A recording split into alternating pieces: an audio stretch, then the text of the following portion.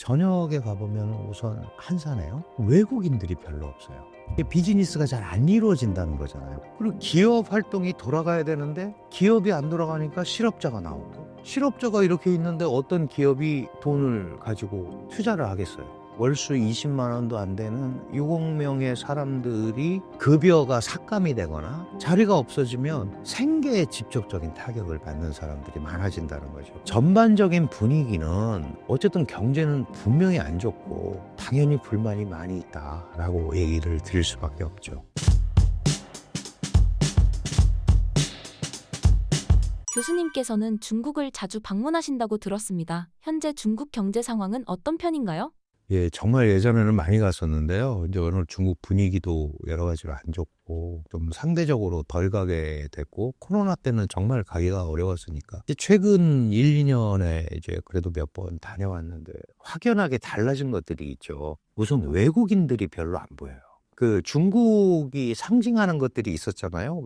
아침마다 자전거 타고 출근하는 어마어마한 근로자들, 그 다음에 도시를 꽉 채운 사람들, 그 중에 보면 외국인들도 있고, 그 다음에 상해나 이런 데 가면 외국 기업들이 R&D 센터라든지 그 다음에 금융기관들이 딱 포진해 있고, 이런 것들이 우리가 이제 중국을 표면적으로 보는 그런 거였단 말이죠. 그런 것들이 식당이나 이런 데 가면 굉장히 활발하게, 슈퍼나 그 소위 마켓에 가면 쇼핑센터 이런 데 있었는데 저녁에 가보면 우선 한산해요. 외국인들이 별로 없어요. 이게 비즈니스가 잘 안 이루어진다는 거잖아요. 꼭 무슨 뭐 밥 먹어야 비즈니스가 되는 건 아니지만 그 접촉면이 굉장히 약해지고 있다. 이런 것들이 이제 표면적으로 보여지는 현상이고, 수치적으로도 좋지 않은 현상들이 많이 나타나죠. 예를 들면 이제 중국 경제의 보통 3대 축이라고 하는 내수, 투자, 수출, 이런 걸 보통 이제 3대 축이라고 하는데, 중국은 어쨌든 내수가 경제 성장을 견인해야 되는 나라예요. 왜냐면 14억 명이라는 거대 시장이 있기 때문에. 물론 이제 미국 같은 데도 뭐 소비 시장이 한 70% 이상 경제를 견인을 하는데, 중국도 소위 우리가 예전에 잘 나간다고 그랬을 때, 중국이 경제 발전했다고 했을 때 56%, 7%의 내수 시장이 견인을 했었는데, 이게 코로나 때는 뭐 40% 이하로 떨어졌었고, 작년에도 굉장히 안 좋았고, 지금도 40%대예요. 그러면 이제 그거를 견인을 못하는 거를 뭘로 메꿔야 되냐 하면 투자나 수출이 메꿔줘야 되잖아요. 근데 투자는 사람들이 안 샀으니까 기업들이 투자를 안 하잖아요. 그러니까 투자도 민간 투자는 절 안 일어나는 거예요. 기업이나 이런 데는. 그럼 정부는 이제 정부가 하드 캐리를 해야 되니까 SOC나 건설이나 이런 데 정부가 투자를 하죠. 그러니까 정부 공공 투자로 지탱이 되는 거예요. 그런데 이제 작년 올해, 특히 작년에 중국 경제를 그래도 뭐 그 수치가 맞네 안 맞네 딱 5.0% 맞췄는데, 맞네 안 맞네 하지만 어쨌든 수출이 견인을 한 거죠. 그게 무슨 저가 수출일 수도 있고 여러 가지가 있지만, 과잉 생산된 거 밀어내기 수출 뭐 여러 가지가 있었지만 어쨌든 수출이 그 부분을 상쇄를 시켜서 왔어요. 근데 전체 중국 경제에서 수출이 차지하는 비중이 그렇게 높지 않습니다. 워낙 경제 규모가 크니까. 그런데 수출을 통해서 왔는데, 이 수출도 아시다시피 바이든이 마지막에 이제 트럼프 전에도 소위 관세, 전략 물자에 대한 관세들을 많이 때렸잖아요. 메탈이라든가 전기차, 태양광 이런 데 대해서 2배, 3배의 관세를 때렸단 말이죠. 그러니까 이런 밀어내기 수출도 어려워지는 거죠. 지금 이제 올해 그런 것들이 삼중고로 온 거예요. 그러니까 성장은 하고 있지만, 그래도 5%를 뭐 만들어냈든 어쨌든 성장을 하고 있으니까 이머징 마켓이기는 한데 활력이 없는 거죠. 그리고 기업 활동이 돌아가야 되는데 기업이 안 돌아가니까 실업자가 나오고, 실업자가 이렇게 있는데 어떤 기업이 돈을 가지고 투자를 하겠어요. 국민들도 돈이 생기면 너무 주변이 안 좋으니까 여유자금으로 저축을 하는 거예요. 그러니까 은행엔 돈이 많아요. 근데 그게 은행이라는 게 예대 마진으로 사는 데잖아요. 그러면 빌려줘서 대출금리하고 뭐 이렇게 해가지고 그걸 받아가지고 은행을 유지를 해야 되는데 돈을 안 빌려가는 거야, 기업들이. 그러니까 이 유동성 함정이라는 게 그런 거죠. 돈을 엄청 풀었는데 돈을 안 써. 돈을 써야 돌아가는데 지금 딱 그런 데 걸려 있는 거예요. 그래서 이제 얼마 있다가 양회라는 게 열리잖아요. 그러면 이제 그런 시장을 어떻게 끌고 갈 건지. 물론 작년 12월에 경제공작회의라는 걸 먼저 합니다. 올해 이제 경제를 어떻게 하겠다. 그러면서 거기서도 보면은 이제 선별 발전 전략을 하겠다라고 또 공언을 했죠. 내수가 1번인데 이 내수 진작을 위한 여러 가지 조치들 중에 과학기술 쪽에 집중 투자를 해서 좀 이 내수도 좀 끌고 가보자. 근데 그게 어떻게 접합점이 생길지는 잘 모르겠어요. 그리고 뭐 지방채라든가 국채 발행 이런 것도 좀 과감하게 해서 일단 경기를 좀 활성화하겠다. 결국은 중국이 돌아가려면 돈을 써야 되는 겁니다. 내수. 그러니까 부가가치는 좀 덜 나오더라도 일단 돈이 돌아야 되잖아요. 우리도 뭐 그런 경우 많잖아요. 내가 이거 팔아서 남는 것도 없지만 월급 주고 그러려면 이렇게라도 해서 월세 내고 하려면 돌아가야 된다. 이런 메커니즘으로 오는 거죠. 그게 이제 적극적 재정 정책 이제 이런 표현을 쓰거든요. 그러니까 통화 정책이라든가 재정 정책을 작년보다는 조금 더 확장하려는 생각은 가지고 있는 것 같습니다. 그래서 갑자기 경기가 확 살아나거나 이러기는 쉽지 않겠지만 어쨌든 조금 더 이 정부의 정책 의지가 경기 활성화 쪽으로 가고 있는 거는 확실한 것 같습니다. 리커창 총리가 월 수입 19만 원이 안 되는 사람들이 6억 명이라고 한 적이 있습니다. 실제 중국 중산층, 서민들의 삶은 어떤가요? 그게 이제 제일 큰 문제죠. 원래 돈이 좀 있는 사람들은 버틸 수 있는 역량이 있잖아요. 근데 우리가 예전에 이제 뭐 공부 시간에 배웠던 엥겔 계수 얘기를 안 할 수가 없잖아요. 내가 100원 벌어서 95원 갖고 먹고 살아야 되는데 그런 사람들이 60원밖에 못 벌으면 먹을 것도 없는 거예요. 그러니까 소위 지금 말씀하신 월수 20만 원도 안 되는 6억 명의 사람들이 직장을 잃거나 급여가 삭감이 되거나 조정이 되거나 자리가 없어지면 생계에 직접적인 타격을 받는 사람들이 많아진다는 거죠. 그러니까 원래 돈이 있고 이런 사람들은 괜찮은데 그런 그 빈곤선상에 있는 사람들은 직격탄을 맞는 거예요. 그리고 또 하나 중국이 해결하지 못하고 있는 부동산 문제. 부동산을 결국 대출받아서 산 거잖아요. 그리고 중국 사람들의 자산에 일반 중산층 자산의 80%가 주택에 잠겨 있단 말이죠. 그러면 그거를 대출금리 이자를 갚아야 되잖아요. 이자를 갚을 수가 없는 불능자가 되는 거예요. 그러니까 결국은 그게 뭐 6억 명, 몇억 명이 문제가 아니고 이 사회 저변, 민생 경제가 상당히 어려워질 수밖에 없는 그런 구조고 그게 작년, 저작년에 계속 그랬어요. 코로나 때부터. 그러니까 이것도 지금 보면 한 4, 5년 누적이 된 거죠.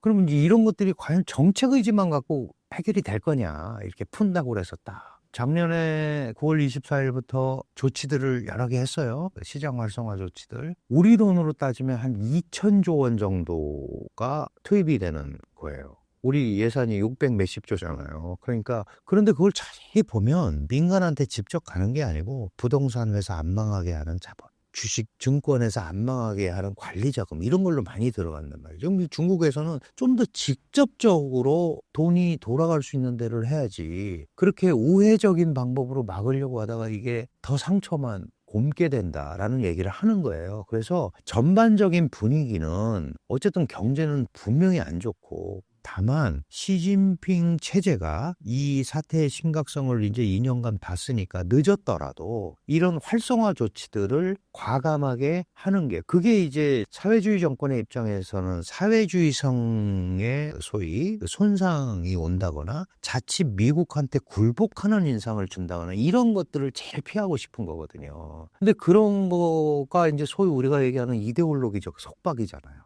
이 먹고 사는 문제에 있어서는 조금 그거를 풀어줘야 되는 거죠. 지금까지는 미국 때문에 중국이 어렵다는 걸 가지고 써먹었는데 10년 써먹었잖아요. 9년째. 더 이상 그거 가지고는 안 되는 거 아니겠어요? 아니, 뭐 9년째 압박을 당했으면 이제 뭐 살아나든지 뭘 했어야지 되는 거 아니냐라는 얘기를 하고 싶을 거 아니에요. 그럼 언제까지 미국 탓만 하고 있을 거예요.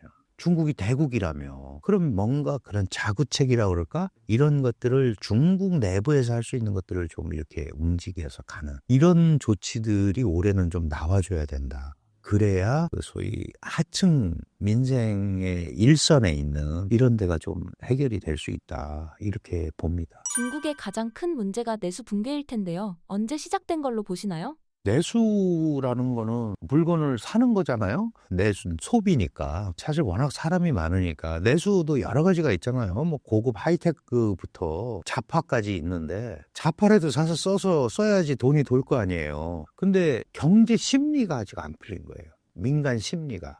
제일 핵심은 우리도 그렇잖아요. 내가 이거 돈을 질러? 써? 그러면 오케이, 이거 쓰면 내가 다음 달에 뭐가 와야 되는데 이게 안 들어오면 쓰는데 주저하게 되잖아요. 예를 들어서 저희도 옛날에 대학 다닐 때 지방에서 올라온 친구들은 자취하는데 탁 오면은 며칠 동안 확 써버리고, 아 이제 나 먹여줘, 내가 다 썼으니까. 그럼 이렇게 믿는 구석이 있어야 뭘 쓸 거 아니에요. 근데 지금 중국은 믿는 구석이 없는 거예요. 특히 국민들이. 내가 주식시장도 안 좋고 부동산 사는 것도 폭락하고 있고 기미가 안 보이는데 내가 돈이 생기면 뭘 하지? 이자부터 갚아야 되는 거 아닌가? 아니면 내가 비축을 해놓고 있다 비상시에 써야 되는 거 아닌가? 그러니까 경제 심리가 풀리지 않기 때문에 돈을 안 쓰는 거거든요. 돈을 안 쓰면 소비가 안 이루어지는 거잖아요. 그러니까 결국은 전체적인 분위기로 경제 심리를 회복시키는 조치들이 필요한 겁니다. 그러면 그게 국가 전체적으로 보면 미국과도 잘 관리해서 더 이상 강대강으로 싸우지 않는다. 옆 나라하고도 맨날 싸우는 게 아니고 우리가 경제나 이런 교류나 이런 것들에 대해서 물꼬가 트이고 있다. 뭐 한중일 세 나라도 잘하고 있고 유럽하고도 우리가 잘하고 글로벌 사우스 국가들과도 잘하고, 그게 그래서 국내하고 다 연결이 되는 거예요. 그런 메시지를 중국 국민들한테 줘야 이제 우리가 국제적으로도 국제 경제의 어떤 흐름을 탈 수 있겠구나. 이렇게 돼야 돈을 쓰길 거거든요. 그런 걸 만들어야 되니까 그런 분위기를 만드는 거에 핵심이 역시 미중 간의 대화고, 시진핑과 트럼프가 만나서 어떤 형태로든 간에 뭔가 메시지가 있어야 되고, 그거를 통해서 이제 더 이상 극한 대치로는 안 가겠구나라는 메시지가 줘야 중국 국민들도 이제 조금 숨통 트여서 살 수 있겠구나라고 생각할 수 있는 거예요. 그러니까 가진 사람들은 버틸 수 있는데 없는 사람들의 경제 심리를 어떻게 회복시켜 주느냐, 이게 지금 관건이다. 그러니까 그게 언제 올지는 알 수는 없죠. 그거는 이제 중국 국내 정책과 국제 정세와 특히 미중 간의 관계가 어떻게 흐름을 가지고 가느냐에 달려 있는 것 같습니다. 현 중국 경제 상황에 대해 중국 인민들의 반응은 어떤가요? 그렇죠. 지금까지는 인류가 처음으로 겪어본 코로나 팬데믹의 영향, 이거는 이제 봉쇄 정책을 했잖아요, 중국이. 봉쇄라는 거는 하여간 뭐 우리가 많이 봤지만 아파트 옆동 가기도 어려울 정도 봉쇄니까 국가 대 국가의 봉쇄는 말도 못하고.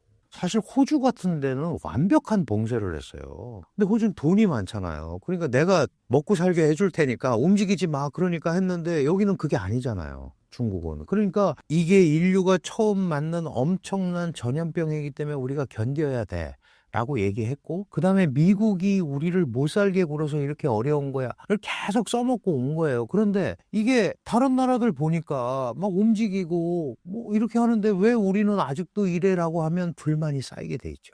다만 지금은 말을 못하는 거죠. 사회에 시민 세력도 없고 정책이 잘못됐다 이렇게 얘기할 수도 없어요. 그러니까 잘해주기만을 기다리고 있는데 이게 계속 쌓이면 불만이 쌓일 거 아니겠습니까? 이거는 내가 보니까 정책을 잘못해서 그런 거 아니야? 라고 충분히 얘기할 수 있는 거예요. 다만 아직은 그럴 정도는 아니고, 결국은 중국의 시스템이라는 거는 위로부터 아래로의 문화거든요. 정부가, 당이 정책을 어떻게 잘 마련해서 그걸 가지고 어떻게 잘 밑으로 퍼뜨리느냐, 그런 것들이 어필이 된다면 중국인들이 이제 제대로 방향을 잡았네 하겠지만, 계속 국제사회에서 고립되고 계속 공격을 받으면서 가면 이렇게 가는 거는 아니지 않느냐라는 얘기를 충분히 할 수 있는 거죠. 다만 그 표현하는 방법은 지금으로서는 없어요. 지금으로서는 없고, 중국 정부가 빨리 이런 정확한 판단을 해서 흐름을 끌고 가는 수밖에 없다.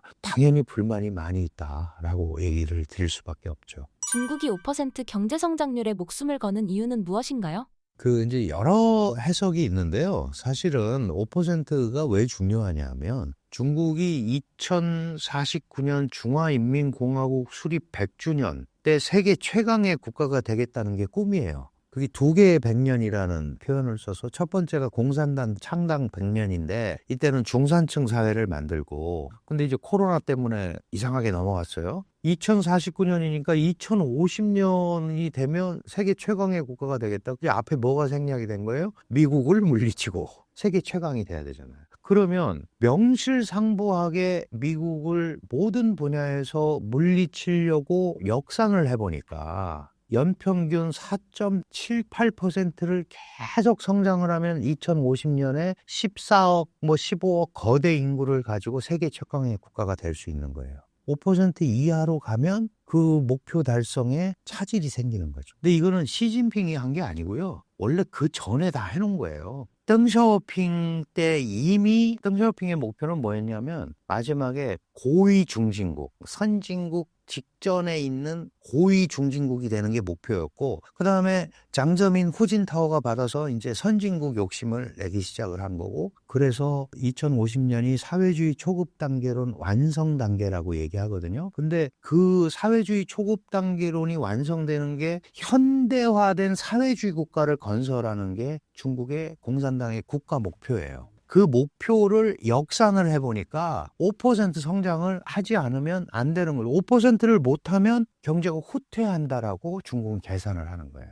그래서 이제 그것도 옛날에는 7%, 8% 하다 요새는 5% 내외 그러죠? 내외. 4.8%만 해도 되는 거예요. 역산을 해보면 제가 옛날에 계산해보니까 4.76%더라고요. 이게 복리로 가는 거잖아요. 이게 원래 거기 물론 이제 중간에 다른 것도 있지만 그러니까 그런 것만 계속 유지해 나갈 수 있으면 2050년에 세계 최강의 국가가 될 수 있다. 그게 국민들한테 주는 메시지입니다. 그러니까 이 상징적인 숫자인 거죠. 상징적인 숫자. 5%를 해서는 이제 양보를 할 수가 없는. 그러니까 매수가 안 되고 수출이 안 되면 고정자산 투자를 통해서라도 그 숫자를 맞추려고 애를 쓰는 거예요. 어떻게 그렇게 기가 막히게 5%로 딱 떨어지지?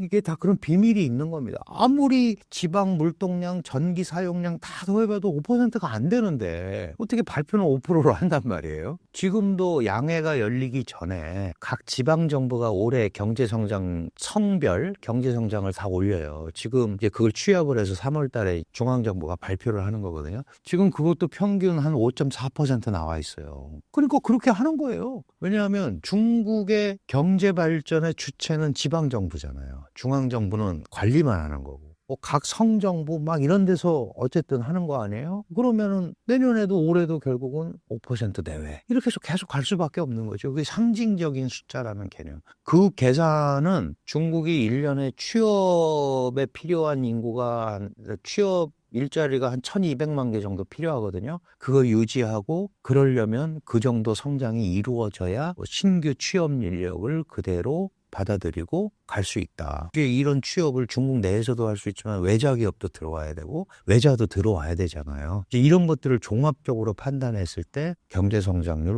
5% 이렇게 세팅을 해놓은 것 같습니다.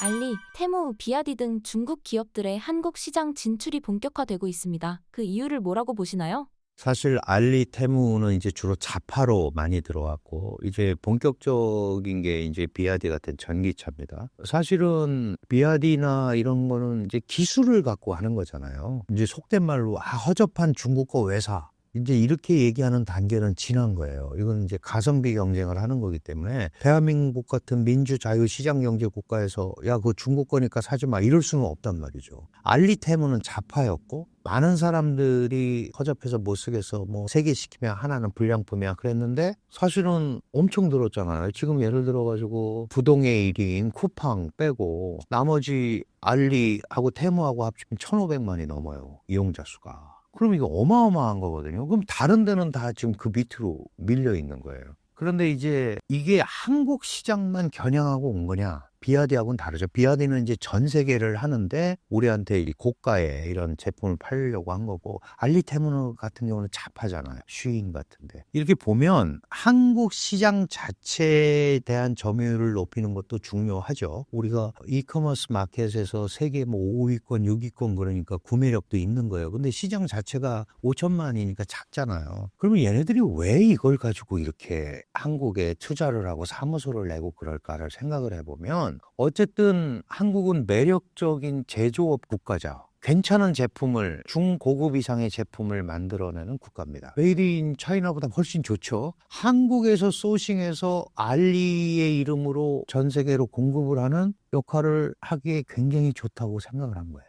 아마존이 되겠다는 거지. 이 한국계 나한테 다 맡겨. 그래서 사실은 중소기업들은 해외 진출하기가 굉장히 어렵잖아요. 언어나 법률이나 뭐 이런 장벽 그런 거 내가 다 해줄 테니까. 그리고 실제로 지금 알리가 그걸 하고 있습니다. 우리 화장품 업체들 한 100여 개 업체들 중소기업 한국 화장품 좋잖아요. 이거를 얘네가 싹 소싱해가지고 자기네가 수출해주고 관리해주고 그다음에 쉬인 같은 데도 지금 옷 디자인 이런 것들도 좀 디자이너도 공모하고 막 이렇게 합니다. 테무도 마찬가지고. 그럼 이제 장기적으로 보면 이게 뭐 신현경두에서 막을 방법은 없죠. 사실 알리 같은 데는 전 세계 191개의 지사가 있어요. 그러면 다 그걸 거기다 대고 이제 다 뿌려주고 이렇게 하는 거예요. 테무도 뭐 50여 개가 있다고 그러고. 쉬인 같은 경우는 옷 만드는 데니까 이제 티베트, 위구르, 신강 위구르 지역의 면화를 쓴다고 해서 제재를 많이 받고 있어요. 근데 어쨌든 조금씩 올라가죠. 가성비가 좋아지네, 뭐 좀 이러면서. 결국은 장기적으로 가면 저는 이제 그런 생각을 하는 거죠. 한국 시장 자체의 독자성이 사실 조금 손상받을 수도 있겠다.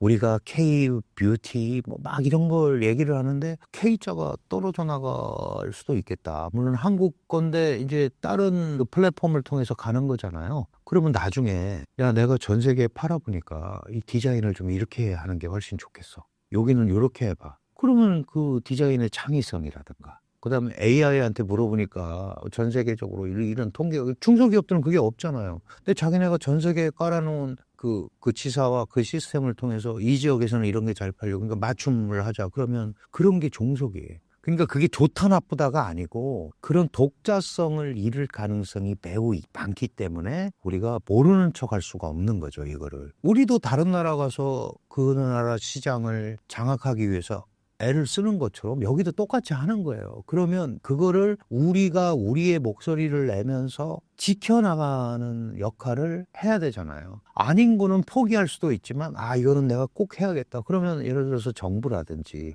기업들이 이런 부분에 대해서는 협력을 하면서 뭔가 적어도 뭐 불공정 계약이라든가 뭐 이런 것들은 안 당하도록 하는 장치들이 필요합니다. 지금 이제 그런 것들을 해야 되는 거예요. 사실 알리 테무가 처음에 들어와서 우리가 막 회원 가입하려면 한국에서 하는 거 이상의 정보들을 굉장히 많이 했었잖아요. 그거 이제 많이 수정했거든요. 중국도 바꿔요. 우리가 항의하면 바꿔주면 되지 뭐. 그러면 스미가 드는 거죠. 똑같은데 뭐 우리 거랑. 이렇게 될 가능성이 있기 때문에 그 자체가 뭐 좋다 나쁘다가 아니고 사실 싸게 잘 만들면 어려운 환경에 소비자들이 사서 쓰겠다는데 거기다 대고 뭐라고 그럴 건 하나도 없지. 그러면 결국 우리는 우리대로 우리만 가지고 있는 시스템. 예를 들어서 새벽 배송 시스템 같은 경우는 전 세계적으로 감히 어디 흉내를 못 내는 거예요. 근데 그걸 하려면 물류센터가 있어야 되잖아요. 그러니까 알리테무가 물류센터를 만들려고 그러는 게 쟤네도 저걸 하려나 보다. 그 다음에 새벽 배송 입찰시키면 어느 업체가 갈 거 아니에요. 그럼 또 그렇게 되는 거예요. 그럼 이제 소비자들 입장에서는 뭐 어디서 오든 새벽에만 오면 되지. 품질 괜찮으면 되지라고 할 수 있잖아요. 근데 그게 우리 국내도 국내지만 우리가 통상국가인데 우리도 수출해서 해야 되는데 그런 소위 수출 주권? 직접적으로 대한민국을 침해하는 건 아니지만 기업의 그런 소위 디자인권 이런 것들이 손상을 받을 수 있어서 한국의 색채가 자칫 잘못하면 이상해질 수 있다. 이거에 대한 신경을 좀 써야 되는 거죠. 뭐 중국은 우리 배송 시스템이라든가 인천 공항이라는 허브 공항을 통해서 전 세계적으로 움직이는데 한국만큼 좋은 메커니즘을 갖고 있는 데가 없잖아요. 그러니까 복합적 고려를 해서 들어온 거예요. 뭐 안 된다고 그럴 수도 없잖아요. 그러니까 싸워서 이겨내는 수밖에 없죠. 최근 중국 정부가 한국과 가까워지려는 움직임이 보이고 있습니다. 어떤 움직임을 보이고 있고 목적은 무엇이라고 보시나요? 뭐 사실 중국 입장에서는 가장 핵심적인 게 이제 한미일이 합쳐서 자신들을 견제하는 거예요. 한미일이. 특히 미국하고 일본은 분명히 중국 견제가 1번일 거예요. 근데 한국은 사실은 한미일 공조, 한미 동맹 강화에 일본이 북한 위협에 대한 방비, 그죠? 그게 이제 핵심이잖아요. 그러니까 한국이 중국 견제한다고 뭉친 것처럼 보이는 한미일 중에서는 한국이 제일 고리가 약한 거죠. 그 자기네가 지금은 뭐 북러가 밀착이 돼서 좀 덜하지만 결국 북한이 갈 데가 없어요. 러시아 우크라이나 전쟁 끝나면 러시아가 북한을 저렇게 대우해 줄 이유가 없잖아요. 지금 무기 때문에 그런 거고. 그죠? 전쟁이 어떻게든 뭐 휴전이 됐든 어쨌든 그렇게 되면 북한은 다시 중국을 찾을 수밖에 없어요. 중국도 그걸 알기 때문에 가만히 있는 거예요. 그리고 북한은 속으로 내가 아무리 사고를 쳐도 중국이 우리를 포기하지 못할 거다라고 생각을 하고 있는 거예요. 그러니까 중국의 입장에서 보면 북한은 남한도 견제하고 일본도 견제하고 미국을 견제하는 거잖아요. 거꾸로 한번 생각해 보세요. 미국의 입장에서 보면 한국이 북한도 견제하고 중국도 견제하고 러시아를 견제하는 아주 중요한 핵심 협력자가 될 수 있는 거예요. 그러면 중국 입장에서 보면 한중이 교역도 많이 하지 북한 요인으로 얽혀있지. 그러니까 한국을 조금 이쪽으로 땡겨와 보자 라는 생각을 할 수밖에 없는 거죠. 그게 핵심 포인트입니다. 이게 이제 보통 학문적으로는 한미일 중에 전략적 연결고리가 제일 약한 한국을 공략한다라고 이제 중국에서는, 그러니까 학문적으로는 그렇게 얘기를 하는 거죠. 근데 전략적으로 사실 그렇게 고리가 약하지도 않아요. 한국이라는 데가 전략적 지위가 있기 때문에. 그런데 어쨌든 중국은 그런 생각을 하는 거예요. 그리고 북한 문제에 대해서 직접적으로 얘기를 할 수 있는 데가 거기밖에 없잖아요. 한국밖에. 근데 사실은 한중 간에는 굉장히 아이러니한데 북한 얘기를 서로 안 하잖아요. 슬슬 피하고. 이제는 해야 돼요. 예를 들어서 미국하고 중국은 북한 얘기를 하잖아요. 북핵 때문에 머리 아프고 어쩌고 뭐 너희가 해라 마라. 그리고 한미도 북핵 얘기를 하잖아요. 근데 정작 한중이 안 해요. 그러니까 시진핑 체제가 그런 한국의 전략적 중요성과 이런 거 약한 고리라고 판단을 했든 어쨌든 이런 분위기를 갈 때 우리도 한중 간에도 이제 좀 더 본격적인 얘기를 해야 된다라는 얘기를 해서 그림을 끌고 가야 되죠. 그러니까 중국의 의도는 어쨌든 가장 약한 고리로 판단되는 한국을 전술적으로 좀 띄워놓으려고 하는, 떨어지지는 않죠. 떨어지지는 않는데 조금 이격시켜 보려고 하는 그런 생각을 갖고 접근하는 것 같습니다. 미국과 중국 양측의 의존도가 큰 대한민국은 어떻게 대비를 해야 할까요? 그러니까 이 참 영원한 숙제죠. 하루 이틀 된 문제도 아니고 대한민국 이후에 계속 있는 얘기입니다. 그만큼 사실 우리가 이제 전략적으로 중요한 위치를 차지하고 있다라는 말도 돼요. 거꾸로 얘기하면. 안 그러면 가운데서 이렇게 고민할 이유가 없잖아요. 근데 이게 이제 늘 말씀드리지만 어느 한쪽을 확실하게 선택을 해서 해결이 되면 그냥 한쪽은 신경 안 쓰면 되는데 그러기가 굉장히 어려운 구조잖아요.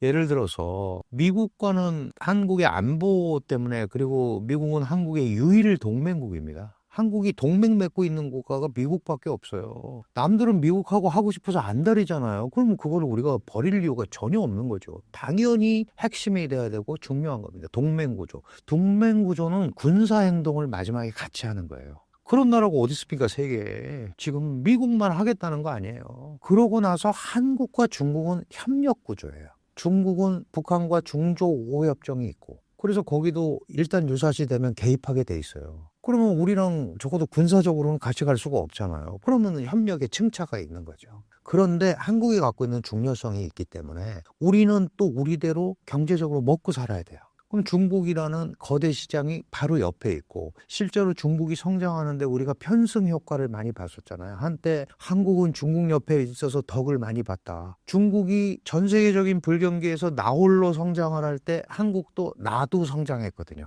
왜냐하면 우리가 중국의 중간재가 한국 수출의 80%가 중간재였었단 말이죠. 그럼 우리도 그거의 효과를 본 거예요. 그렇다면 그거를 갑자기 미국한테 올인해갖고 다 그럴 필요 없는 거죠. 그래서 저는 지극히 선별적으로 접근을 해야 된다. 그런 건 그런 거고 아닌 건 아닌 거다라는 거를 미국한테도 얘기해야 되고 중국한테도 얘기해야 된다. 그래서 선택의 문제가 아니고 설득의 문제라고 계속 제가 말씀을 드리는 거가, 야, 이거는 우리도 살아야 돼서 이렇게 해야 되니까 안 되는 거 아니냐. 북핵 문제가 해결이 안 되는데 어떻게 미국하고 끊으라고 그러냐. 그러니까 우리 지난 대사가 배팅하라고. 그건 한 국가의 운명이 어떻게 배팅해서 해결이 됩니까? 그건 너무 남의 나라를 신경을 안 쓰는 거죠. 그러면 이제 대한민국은 대한민국 입장에서 요 부분은 요렇게 가고 요 부분은 요렇게 간다. 이걸 이제 뭐 우리가 말로는 뭐 스마트 외교 뭐 이렇게 표현을 해요. 근데 우리는 스마트하게 한다고 하지만 남이 볼 때는 그렇게 안 할 거 아니에요. 야, 니네 줄 확실히 서 이렇게 할 거란 말이죠. 그래서 이제 나오는 게 우리가 뭐 새우처럼 휩쓸려 다니지 말고 돌핀 디플로매시를 하자. 돌고래 외교. 그러니까 고래들이 싸우더라도 돌고래는 자기가 헤엄칠 능력이 있으니까 빠져나가기도 하고 돌아오기도 하고 저쪽 가서 지켜보기도 하고 그러잖아요. 그러니까 그게 이제 결국은 그런 역량을 쌓는 거죠. 역량을 쌓는데 저는 조건은 나쁘지 않다고 봐요. 지금 선택은 안보나 이런 거 한미동맹의 중요성 때문에 그걸 가 있지만 일방적으로 또 트럼프한테 두드려 맞을 대상도 아니에요.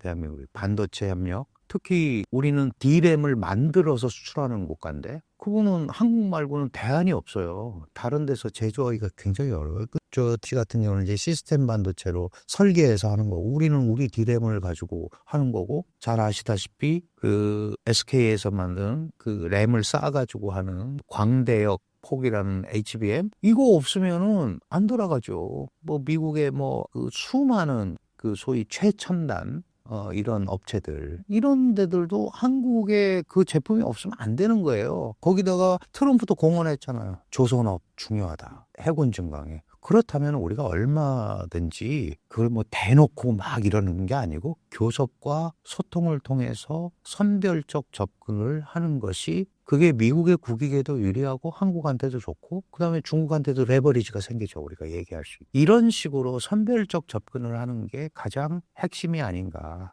늘 고민을 하는 건데 완벽하게 접근할 수는 없지만 비슷하게는 계속 가는 거예요. 우리도 그렇게 해왔고 앞으로도 그렇게 하는 방법이 가장 생산적이지 않나 이렇게 생각을 합니다. 마지막으로 신사임당 구독자분들께 한 말씀 부탁드립니다.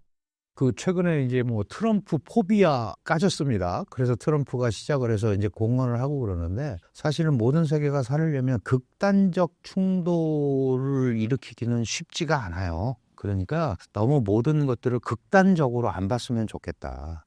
그런 생각을 많이 하고 그래서 이런 뉴스라든가 이런 전개 거기서 갖고 있는 행간, 함의 이런 것들을 조금 이제 읽어보시면 아마 방향이 조금은 잡히지 않을까 이렇게 생각을 합니다.